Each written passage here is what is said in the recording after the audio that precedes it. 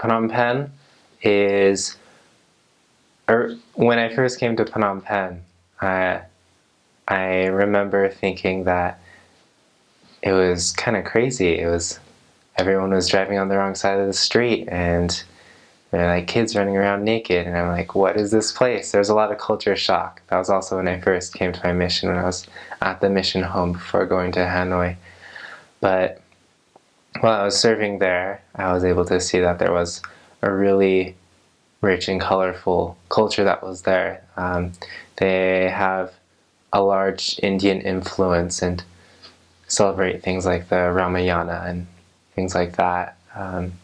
Khmer language is very different from Vietnamese, and it was very difficult for me to pick up enough Khmer to talk to a Khmer person and ask them if they know any Vietnamese person or if they would like to study English. Phnom Penh was the smallest city that I served in, and it had a kind of a small city feel. I'm not sure if it just felt that way because I was coming from Ho Chi Minh or if it actually feels like a small city, but there's a lot of mom and pop shops that sell ice cream and hamburgers, and there's a large Western influence on the city, a lot of foreign investors to that city, and a lot of expats who live there. And it's a kind of it's a really intriguing mix of West and East and East Asian and South Asian. It all gets combined into Phnom Penh. In Phnom Penh, there is a large Vietnamese population.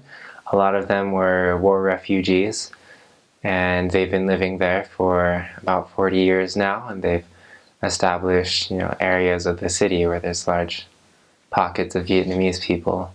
The Vietnamese people who live in Phnom Penh are really humble, and they're really dedicated. A lot of them also have become bilingual through the course of their years living in Cambodia, which is really cool because they speak two of the hardest languages in the world.